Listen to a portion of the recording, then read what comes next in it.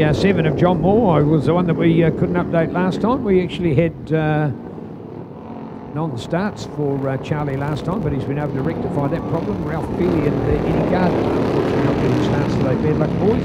Thoughts are with you in the pits. Certainly, I'm sure the challenges and mechanical issues that have kept you back, but still hope you're enjoying spectating today. Look forward to having you with us at the prize giving at the Ascot tonight. Members of the public most welcome to join us as well from 6 tonight. So taking an opportunity to celebrate this fantastic event. The only prize giving we actually hold during the event is the Bluff Hill Climb, as it's sponsored by local Bluff businesses, and we go to the local tavern and celebrate a great day down in Bluff on Thursday. But the rest of the events, including the drags and the beach and the sprints and the streets, we all give out the prizes for tonight. 42 to get away, 32 along with 50, 63. There goes Francie, 79 for Malcolm, 750, 621 for Hamish as well, included in that group. And the 741 this time that we updated before is Chris Beaumont. The number 7 is who we missed in the last race, was actually John Warmold. So John out to get some good points again. Here he goes. There it is. The hand shift on the right and the throttle on the left.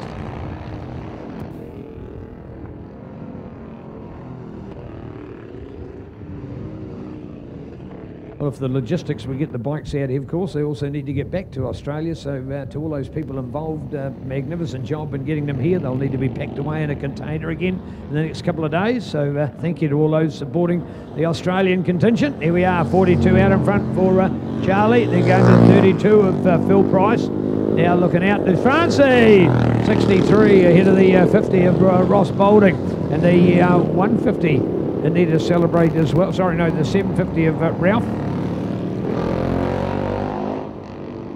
Some of the guys have actually double classed to the point of view of being a pre-63 and a AHRMA, but either one class or the other. So that's where you've got Phil and Ross in the field, for example, which means we actually split them apart. So the Girder Forks, pre-63 in the AHRMA. So somebody like Ross Boulding is second in one class but first in the other. So great to see, and thoroughly deserving of that as well. All right, here we go. Oh, the number 7. There he is. 42 for Charlie.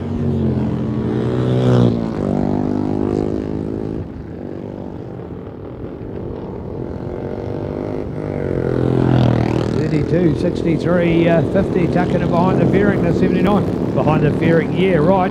Tucking him behind the headlight. Well, that's a bit of a yeah, right as well. Just get the idea they want to tuck down and minimise that wind resistance. 111 out there for Peter Berthasol on his AHRMA Indian Scout as well.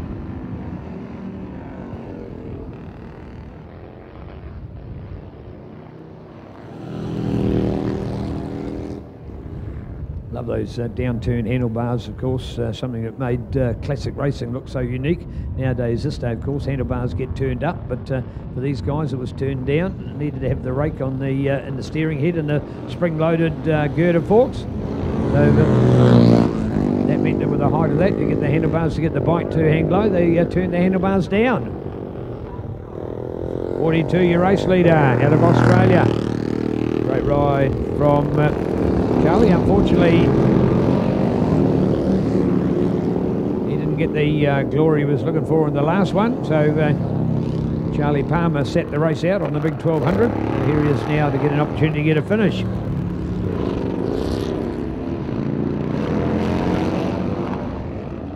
Well, hosted by the Southland Motorcycle Club under permits from Motorcycling New Zealand, the Honda Invercargill Street Race.